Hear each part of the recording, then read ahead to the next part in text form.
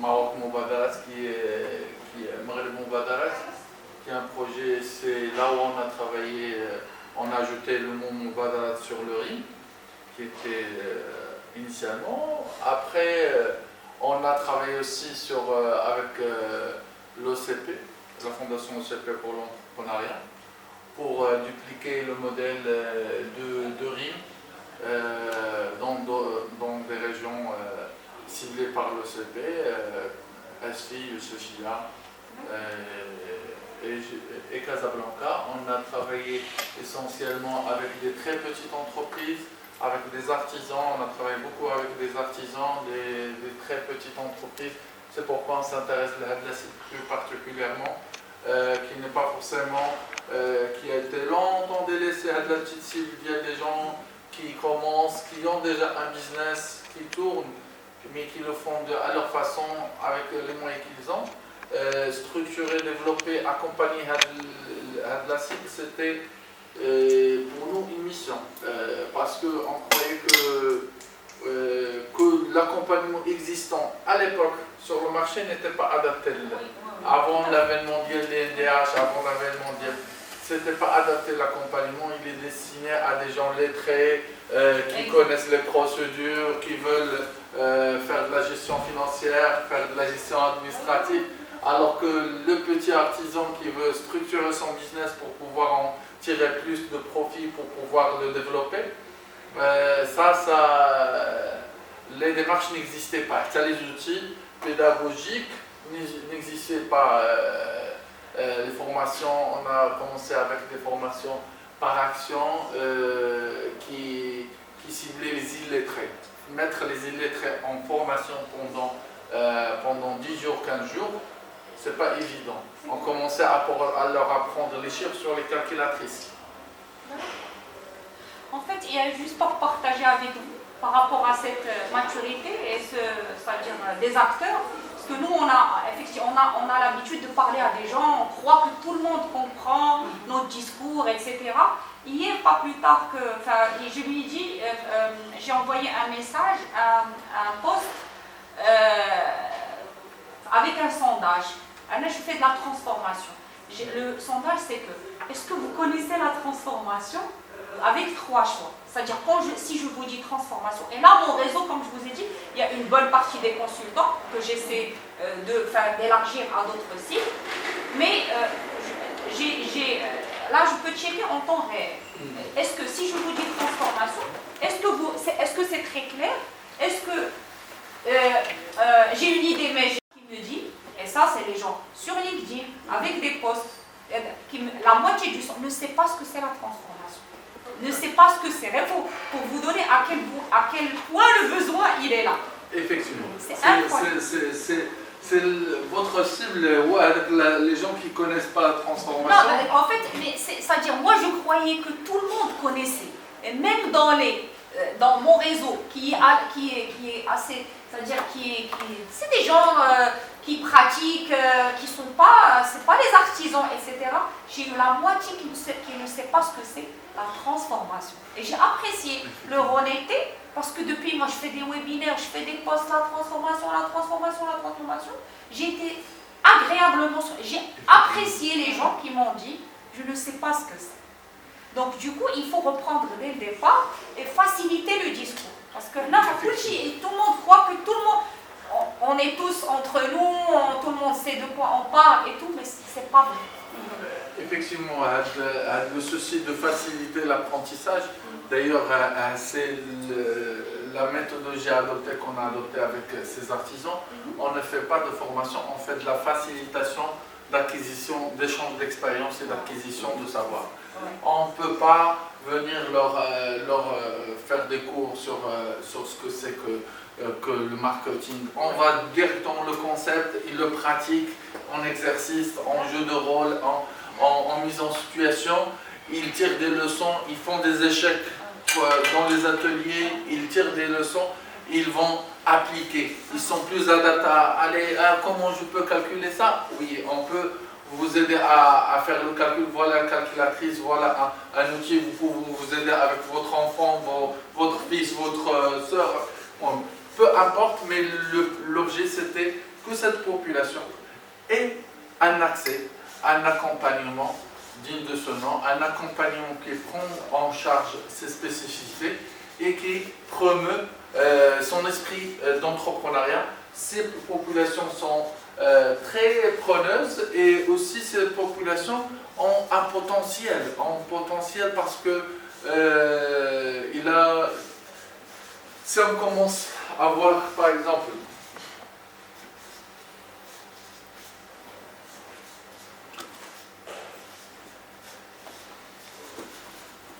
si on regarde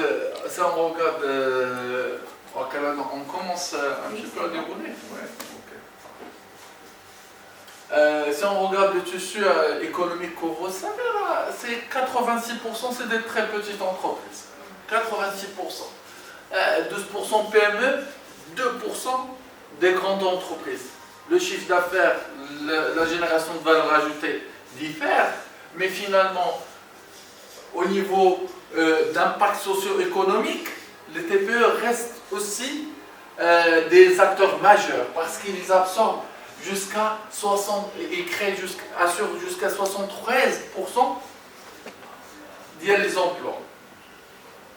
C'est là où on peut pas résorber le chômage et juste avec les grands groupes qui s'installent au Maroc ou les grandes entreprises parce qu'ils ont une capacité d'absorption qui est limitée à des compétences qualifiées, spécifiques, mais le reste, le grand amas, les gens, le 50% de l'analphabétisme, les Canadiens. Qu'est-ce qu'on va en faire? Des gens qui les prennent en charge pour les intégrer dans le circuit socio-économique. Et ça, c'est important pour nous de voir la population qui a été en manque, c'est ça qui était la vraie cible qu'on veut intégrer dans le tissu socio-économique. Où on voit que les TPE, c'est très divers. Donc là, moins de 3 millions, 90% des TPE, moins de 3 millions de dirhams de chiffre d'affaires. C'est pas même 90, moins de 3 millions, mais 3 millions, on a beaucoup. Là, on a travaillé avec des gens qui 300 000, 100 000, 200 000 de chiffre d'affaires. Là, il a fait une bonne année. Et ces gens-là, si on les aide, ils ont de la perspective. Déjà, ils génèrent rapidement des emplois parce qu'ils ne sont pas axés sur des outils technologiques. Donc, ils ont besoin d'intégrer d'autres main-d'œuvre rapidement pour pouvoir progresser. Et ça, c'est très important pour nous pouvoir intégrer. L'accompagnement, les acteurs, il y a une multiplicité des acteurs. Je ne sais pas, mais la tendance est favorable. Les politiques générales, les discours royaux, la politique générale est favorable à l'émergence d'un écosystème entrepreneurial. On a vu la multiplicité des acteurs. Des acteurs sont tantôt institutionnels, des institutions qui sont parties de l'entrepreneuriat, puis ils sont repositionnés de l'entrepreneuriat. Des privés aussi qui commencent avec les RSE, des grands groupes, des acteurs déjà qui donnent de l'expertise. Il ne faut pas qu'on les oublie. Des acteurs qui donnent de l'expertise aux acteurs économiques et à cet écosystème. Ça aussi c'est important. L'associatif aussi qui a pris le relais. Et là, je reviens vers l'agilité. Pourquoi l'associatif est là, se place dans ce créneau, il a toute sa place pour l'écosystème d'accompagnement, parce que si on va confier l'accompagnement à des structures bien solides, alors ils ne sont pas agiles. Tout à fait. Excusez-moi, je veux juste par rapport à... C'est un point très important, Alèche. Les sociétés classiques, ils ont des enjeux, moi j'ai travaillé dans l'entreprise, des enjeux de carrière et les processus de décision sont très longs. Donc, si vous voulez par exemple organiser une action, vous voulez mobiliser des ressources, un budget, allez, il faut le chef de service, le chef de département, le directeur, le chef de pôle et encore. Là, ça veut dire parce que par exemple, avec Lugna, comme je l'aime bien, donc je vais signer son truc. Et aussi. Merci beaucoup. Je vais signer son truc et ça va avancer. Il commence à avoir des petites guéguerres parce que j'ai envie de vous bloquer, parce que vous allez, Voilà. je vais accélérer votre carrière, vous allez pouvoir vous mettre en avant. C'est très compliqué l'entreprise. Moi, ce qui se passe, c'est quand je vois aujourd'hui les entreprises qui créent leur propre incubateur, ça me fait. Il y a des gens qui s'en réjouissent. Moi, ça me choque et ça me désole. Pourquoi? Parce qu'il y a du budget qui était normalement déversé dans l'associatif qui part plus dans l'associatif. Chaque entreprise veut faire sa propre association à l'intérieur. Et ça devient... Donc, c'est de l'appauvrissement pour le tissu associatif. Et ils ne savent pas faire. Ils n'ont pas le savoir, je dirais pas le savoir-faire, mais ils n'ont pas l'agilité pour tourner avec le marché. Parce que là, il y a une tendance favorable. Exact. Lorsque la tendance va tourner, est-ce qu'ils resteront comme des acteurs? Non. Comme des acteurs, même, je dirais, institutionnels, ils tournent avec le vent. Demain, c'est l'employabilité, aujourd'hui, c'est l'entrepreneuriat, demain, c'est l'employabilité. Exact. Et à quoi bon? Favorisons un écosystème qui soit pérenne. Mais n'empêche que chacun a sa place et son rôle à jouer. Oui, bien sûr. Il faut juste que tout le monde ne fasse pas tout en même temps. Ouais, c'est ça ce que j'ai remarqué aujourd'hui, parce qu'en général, ils sont subventionnés par peut-être les mêmes sources. Si tout le monde grignote dans le même truc, c'est-à-dire il ne va pas y avoir, peut-être il y en a qui devraient aller faire des partenariats avec le privé, c'est-à-dire à des grosses banques qui veulent, par exemple, entre réseau entreprendre, on peut prendre on prend pas tout, on prend un segment, et vous avez une expertise là-dessus, vous êtes sur un autre segment de l'économie solidaire ou autre, et ça permet de couvrir et que tout le monde puisse avoir du financement. Mais si tout le monde gratte dans le même truc, le même bassin, ça devient... C'est intéressant. Ça c'est pas intéressant au final. Parce qu'il y a même les mêmes offres qui se répètent parfois. Exact. Et là, c'est le point de la recherche de la synergie. C'est la recherche de la synergie. Pour nous, c'est une préoccupation majeure. Parce qu'au final, les acteurs, on va arriver le point. Oui, bien sûr, vous en connaissez certainement. Pas tous. Tellement aujourd'hui, on ne se retrouve plus dans le truc parce que pour être honnête, ça devient du lucratif, c'est-à-dire même l'associatif devient du business. Donc, il y a ces tendances. On a besoin de professionnaliser le travail associatif. Exactement. Mais on n'a pas besoin de perdre la mission. Exactement. Parce qu'on travaille à travers, comme j'ai dit, à travers l'association, le centre de formation et d'animation du tissu associatif et coopératif, le CEFAR. On travaille à professionnaliser, à former, à renforcer la capacité des associations pour qu'ils deviennent plus efficaces, plus productifs au niveau de leur rendement, de leur process et tout. Mais on ne veut pas que ça les empêche d'être agiles. Parce que parfois, à force de mettre des grandes associations qui commencent à mettre des procédures, et il y a le risque qu'on devienne une administration. Exactement. On revient à la bureaucratie. Voilà, qu'on revient à la bureaucratie. Et il faut garder l'agilité tout en structurant, tout en valorisant le flux de valeur. Oui. Le flux de valeur, connaître les points forts de l'associatif, structurer la démarche, professionnaliser, avoir par exemple des permanents qui peuvent assurer certains, parce qu'on trouve, on travaille avec beaucoup de tissus associations en dehors de l'entrepreneuriat. Ils sont beaucoup moins structurés, ils ont même la main-d'œuvre qui est utilisée, on ne peut pas faire de l'association et exploiter des gens. On ne peut pas. Contre ces nature. valeurs, exactement. Voilà. Donc la cartographie de l'écosystème entrepreneurial au Maroc, si on la regarde, on a choisi de circonscrire à des sous-catégories de familles, parce que, comme vous l'avez si bien dit, il y a pléiade d'acteurs qui intervient actuellement, mais on a sectorisé ça. D'ailleurs, on va revenir à la bibliographie pour donner les sources. En fait, on a cartographié l'écosystème en catégories. Il y a les coopérations internationales, le sociétal associatif, les institutions nationales, le tissu économique, le soutien, ceux qui donnent du coaching dans le marketing, l'associatif, les plateformes qui rassemblent tout ça. Il y en a qui donnent du financement, il y en a qui travaillent sur toute la phase amorçage. Pour avoir une idée plus ample sur les acteurs et sur le niveau de Casablanca Stade, on va voir par exemple, comme exemple, ici c'est Casablanca Stade. Les acteurs qui interviennent dans l'écosystème entrepreneurial à Casablanca Stade, dans la région. Et il y en a qui travaillent sur différentes étapes de la démarche de la création d'entreprise, même de la sensibilisation à l'idéation, à l'amorçage, à la création et la formalisation.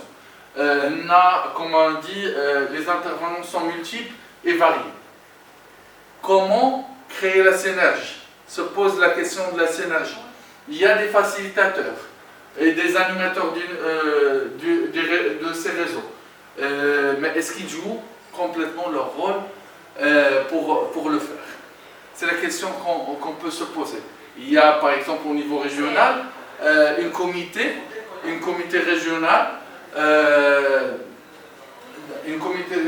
qui est chargé de coordination et d'accompagnement entrepreneurial. Est-ce qu'elle a été créée? C'était acté, mais elle n'a pas été active. Le comité pourrait travailler avec les différents acteurs et synchroniser et créer une synergie qui peut à la fois apporter de la valeur et donner une offre claire aux porteurs de projets et aux entrepreneurs qui sont dans l'écosystème. Justement, tel que ça a été présenté tout à l'heure concernant le RIM et notre mission, nous, vous pouvez voir là, au niveau de la flèche, on a placé le RIM au niveau de la partie sensibilisation, idéation, pré-idéation, et puis dans la partie idéation, l'amorçage et la création de formalisation. Ceci dit que nous ne faisons pas tout, mais on a quand même notre réseau. Nous avons fait, donc, comme ça a été présenté tout à l'heure, on a travaillé sur pas mal de projets. On n'a pas tout fait, mais on a bien sûr travaillé sur notre tour de métier qui était et qui est toujours l'accompagnement entrepreneurial auprès des bénéficiaires dont nous avons parlé. Et aujourd'hui, on est bien sûr toujours ouvert à continuer la démarche, et comme vous avez dit tout à l'heure, Madame Bouchra, c'est-à-dire qu'il y a des choses, si on se spécialise et on est ouvert à la synergie, on veut bien travailler dans le partenariat, c'est tout le monde qui est gagnant. Après, si on veut faire tous la même chose et se répéter sans synergie, sans rien du tout, ça n'a pas vraiment de la valeur. Et là, c'est comme vous l'avez dit tout à l'heure, c'est la destruction de la valeur. Tout à fait. Moi, je vous dis par exemple, il peut y avoir, moi j'ai vu pas mal d'anecdotes comme ça, c'est-à-dire dans 2 salles. Là, c'est financé par CASA, par la région. Là, c'est design thinking et là, c'est design thinking. Là, il y a 5 personnes et là, il y a 5 personnes. Ça, pour moi, c'est un crime. Parce que il n'y a pas de communication. Dans la même salle, dans le même hôtel, le même thème, par la même source de financement. Est-ce que vous trouvez... c'est incroyable. Donc, imaginez s'il y avait quelqu'un qui regarde et qui va dire, OK, on a un plan d'action, il y a un atelier design thinking par-ci, par-là, fusionner les classes, c'est un animateur qui va faire le tout, ok, et on va dégager de la ressource financière pour faire autre chose. Ah ben sinon, c'est grave. Si on les regroupe, c'est juste une idée agile, on pourrait les regrouper, ça sera un atelier de 10, et les deux formateurs, ils peuvent être complémentaires. C'est-à-dire c'est la même thématique, peut-être qu'elle pourra être abordée différemment, mais on pourrait trouver vraiment des axes de complémentarité. Des passerelles. Voilà, à tout niveau. C'est vrai. Donc les étude de l'offre d'accompagnement en ligne, là c'est une partie qui a été, d'ailleurs M. Snhager, c'est la troisième personne qui a travaillé avec nous sur cette présentation. C'est un doctorant chercheur en entrepreneuriat et en même temps c'est le représentant régional de la Fondation Mohamed V pour la solidarité. Donc nous, en tant que centre de formation et d'animation du tissu associatif et coopératif de la région Casablanca-Stade, nous travaillons sur pas mal de projets avec la Fondation Mohamed V pour la solidarité, et justement pour cette même cible qu'on veut bien servir. Et donc encore une fois, nous sommes ouverts pour les différents partenariats possibles dans ce sens. Donc cette étude... Ne serait-ce que pour la langue, je veux vous dire une chose, moi je galère pour trouver des formateurs. Je galère pour trouver des formateurs qui dispensent de la formation en arabe. Imaginez sur des thèmes comme le design thinking. Moi, la dernière fois, j'ai été invitée pour donner un thème sur la gestion de projet agile en arabe. Pour moi, c'était le désert. Donc, j'ai fait un effort. C'est-à-dire, même agile, dans la difficulté, dans le désert. Imaginez, j'arrive même pas à trouver la traduction du mot agile, enfin une traduction précise. Donc vous imaginez ce qu'on peut faire en termes de synergie. La dernière fois, j'ai aussi assisté à une plénière où on me dit « Mais madame, mais on ne comprend rien, pourquoi vous nous parlez en France ?» Et là aussi, c'est des choses, si tu n'étais pas agile, que tu arrives à switcher, d'abord tu perds les moyens. Parce que tu es devant une assistante, je ne sais pas de combien, toi tu as ta présentation en français, on vous arrête et on vous dit s'il vous plaît, on est au Maroc, ok, oui, on est au Maroc, mais pourquoi vous nous parlez en français? Ça arrive. Madame, beaucoup, nous sommes habitués. On a l'habitude, surtout dans certaines régions, par exemple, si on part au nord, on fait des formations à Tanger, à Tétouan, et ainsi de suite. Dans des interventions dans ces zones, en français, c'est impossible. C'est insultant. C'est insultant. Oui, parce que la population ne parle pas français et elle ne veut pas parler parce qu'elle a une deuxième langue déjà qui est l'espagnol en place. La même chose si on part dans nos provinces du Sud, c'est la même chose. Allez, justement, vous souhaitez la bienvenue. Merci. Regardez, je vous en prie. Donc là, c'est par rapport à l'étude qui a été faite, si vous voulez, on on est dans les choses. Donc c'est dans la suite. Par exemple, pour l'outil langue arabe, vu la cible, bien sûr, on est quelque part obligé, honoré de pouvoir parler la langue qui sera bien sûr comprise, parce que finalement, qu'est-ce qu'on veut? On a une mission d'accompagnement, d'appui à ces structures, et donc pour nous, il faudrait vraiment parler leur langue, la langue, c'est notre langue à tous, mais aussi comprendre les situations et savoir l'entrepreneur ou faire est-ce que c'est une transformation, est-ce que c'est un changement, qu'est-ce qu'on veut exactement. Donc pour cette étude de l'offre d'accompagnement en ligne qui a été réalisée par M. Snhager, donc ça a ciblé 7 constatés. Donc à la manière dont les professionnels de l'accompagnement s'en servent ainsi pour les répercussions que cela a sur les modes d'accompagnement. Les résultats qui ont été constatés, c'est que la digitalisation a favorisé la diffusion d'outils et de moyens de communication digitaux. C'est-à-dire dans notre société, on voit que pratiquement toutes les structures elles ont eu accès à la digitalisation et qu'en principe, ça s'est limité surtout à la création d'un site web. Donc un site web qui peut être branché à des plateformes, mais c'est surtout des sites web un peu vitrines. Donc je reviens aux différents points qui ont ressorti de cette étude. Les sites web analysés, certains outils ne sont pas encore optimaux et nécessitent des améliorations certaines. Le troisième point, c'est que toutes les structures analysées disposent évidemment d'un site web. Et pour toutes ces structures, ce site web il ne fait office que d'une vitrine afin de présenter les offres d'accompagnement au maximum d'internautes. Les premiers contacts entre les structures et les personnes qui les sollicitent se font via le site, par le biais des formulaires de prise de contact à compléter en ligne. Et puis les inscriptions aux événements et aux formations se sont aussi faites via les sites, se font via le site. Puis les sites web aident les structures d'accompagnement dans leur prospection. Et le dernier point, par rapport à cette partie des résultats, c'est que l'ensemble des structures de l'accompagnement ont créé des plateformes en ligne accessibles depuis leur site web. Donc, oui. ici on voit que l'utilisation via l'outil digital pour l'accompagnement, ça reste limité à une certaine façon. C'est présenter l'offre de service, c'est pouvoir l'utilisation classique. On n'a pas encore abouti à l'utilisation via l'outil digital dans d'autres sphères de l'accompagnement. On va voir avec le complément de résultats, est-ce que l'utilisation peut aller dans d'autres sphères ou non.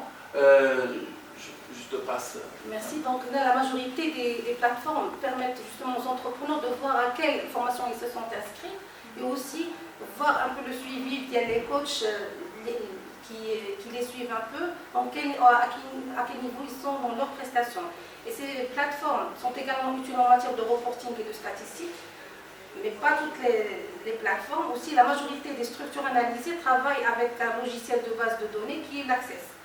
Le fait que le premier contact se fasse exclusivement via des sites web peut également freiner certaines personnes qui n'ont pas vraiment de connaissances en matière d'informatique.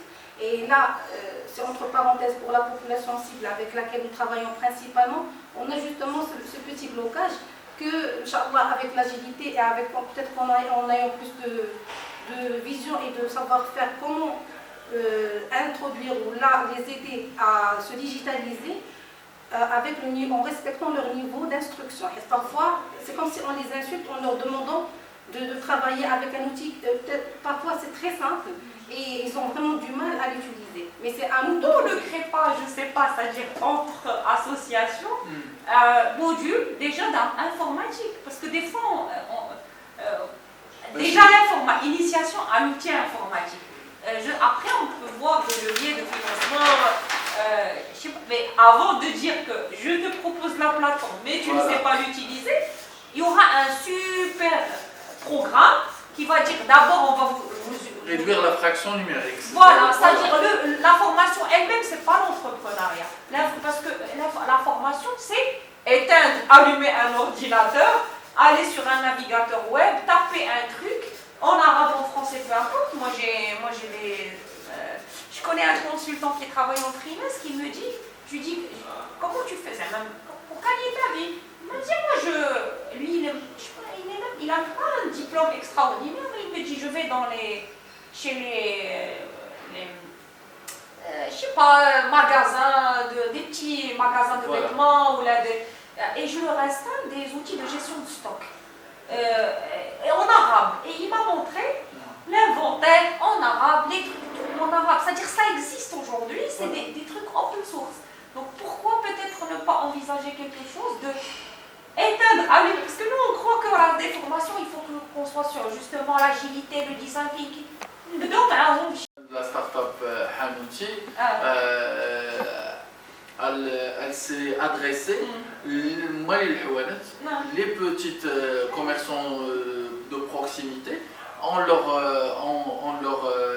travaillant sur un point important, c'est le sourcing. Relation avec le fournisseur. Il a installé une application qui peut s'installer dans tous les téléphones, pas le téléphone smartphone. C'est une application qui s'installe dans le téléphone Nokia 33. Même pas, ça veut dire même pas. Et il est parti sur ça. Et il est parti sur ce genre d'application. On peut envoyer la commande, choisir les items, envoyer la commande et les livreurs livrent la commande. Et ils sont là, il a créé toute une application qui a été financée, même il a été incubé aux États-Unis, ce projet a été incubé aux États-Unis, et il y a eu beaucoup de prix où il a levé des fonds importants, très importants, parce que ça règle un problème, c'est que tout le monde n'a pas le téléphone smartphone.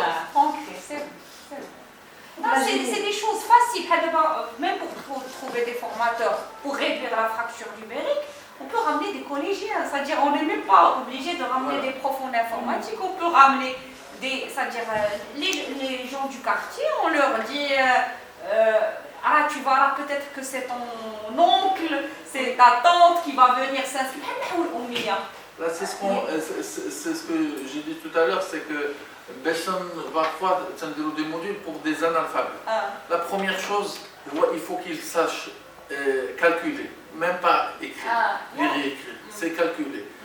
on a un module calculatrice qui s'appelle calculatrice. Franchement, respect. Il faut reconnaître les chiffres déjà et utiliser la calculatrice pour faire la multiplication. Parce qu'on ne va pas revenir Ça me la rappelle, logique et tout en ça. Thaïlande, les gens, quand on ne sait pas, il ne parle même pas anglais, le gars. Ouais. Il a une calculatrice. Oui.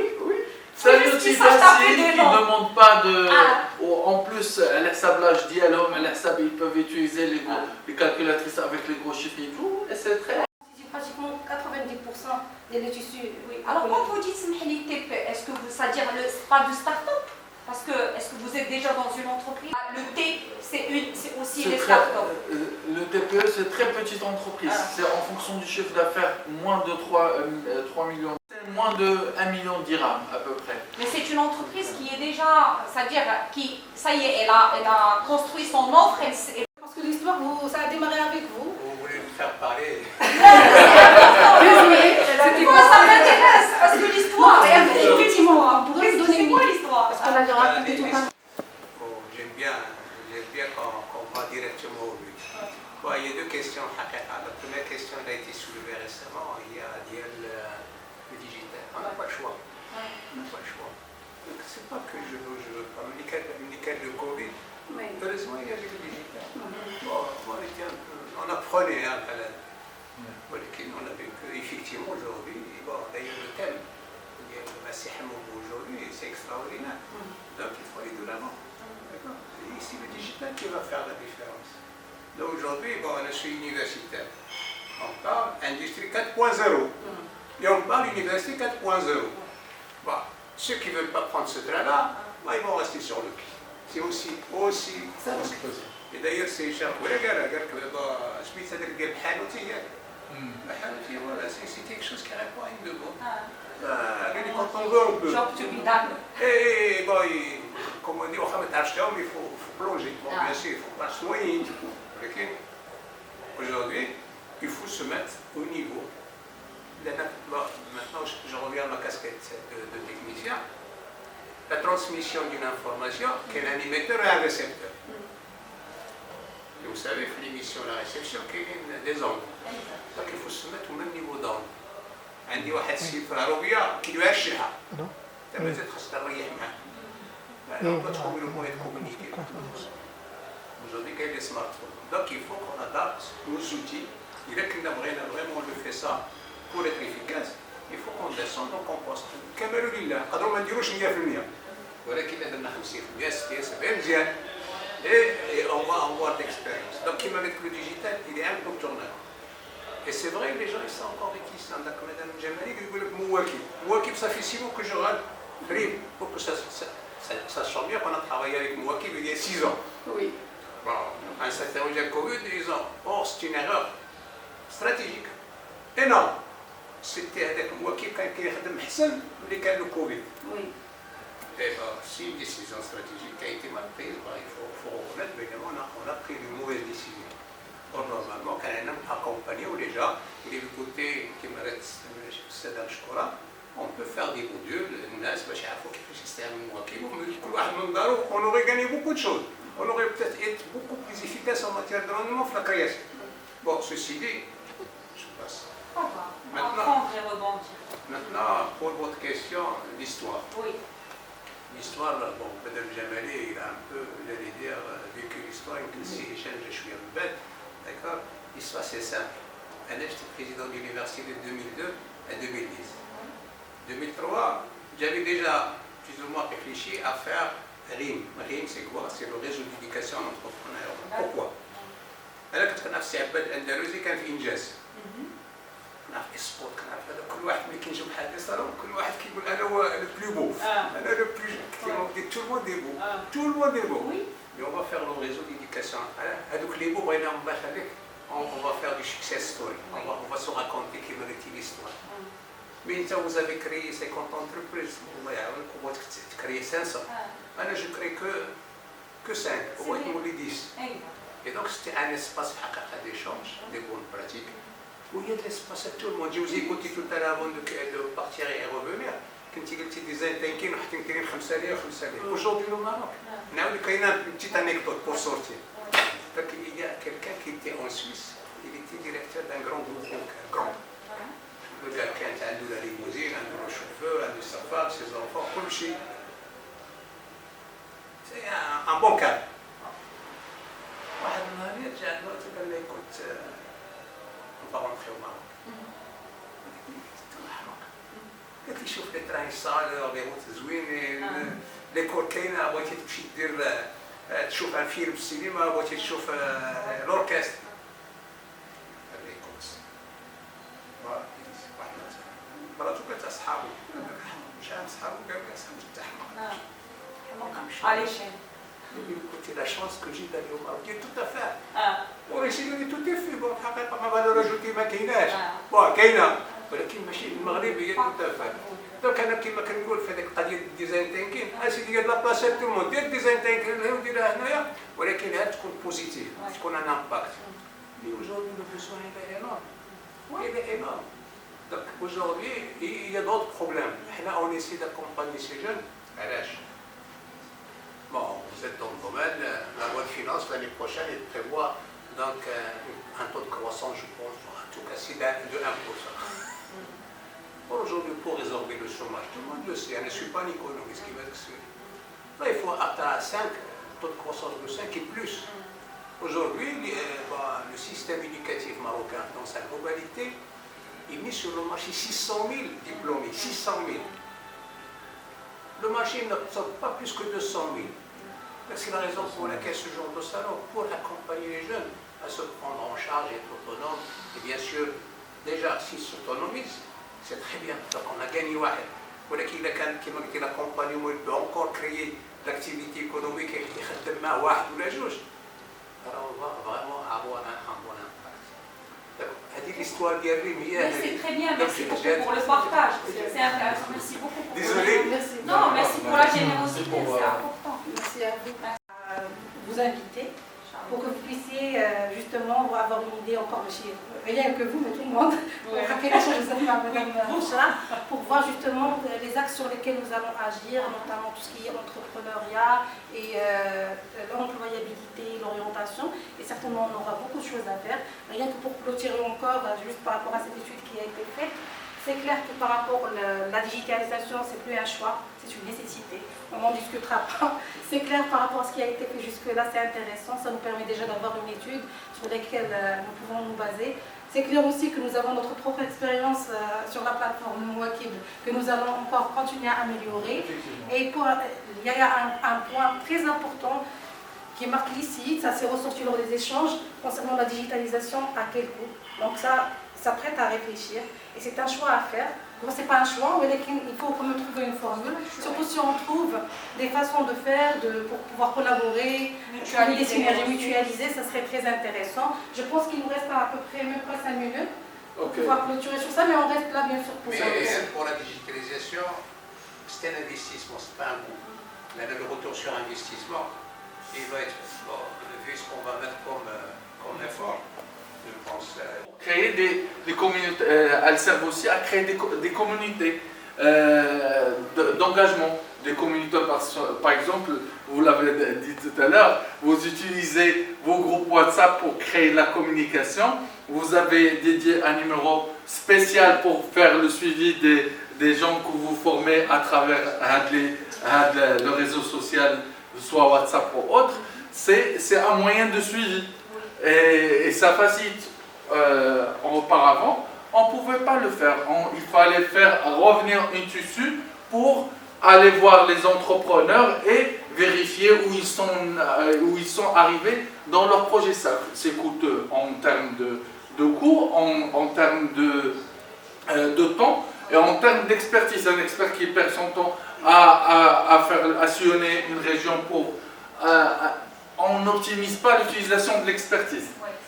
Alors qu'en utilisant la technologie, il reste dans son bureau, il se connecte, il fait le suivi avec les entrepreneurs, et il est à disposition de les entrepreneurs ou les accompagner. Par exemple, à la demande, ils peuvent prendre rendez-vous et avoir un interview avec un expert beaucoup plus rapidement et de façon beaucoup plus optimisée. Justement, dans ce sens, c'est-à-dire parmi les conclusions que nous pourrons tirer à travers ce travail aussi par rapport à notre propre expérience en termes d'accompagnement, aujourd'hui, tout en parlant de l'accompagnement entrepreneurial, ça serait bien d'intégrer le digital, mais ça ne remplace en aucun cas la partie accompagnement physique. C'est-à-dire si on peut allier les deux, ça serait très bien. Après la manière, le comment, ça reste spécifique à chaque entité. Et bien sûr, nous vous remercions pour votre attention et nous marquons par rapport à toutes les suggestions que nous avons, les propositions recueillies jusque-là, c'est bien noté. Vous êtes les bienvenus pour pouvoir noter d'autres suggestions si vous en avez maintenant. Et nous vous invitons, Inch'Allah, à nous rejoindre à l'Imobadarat, à la plateforme Bilmidan ou aussi au centre. Merci à vous et à très bientôt. Merci beaucoup. Bravo.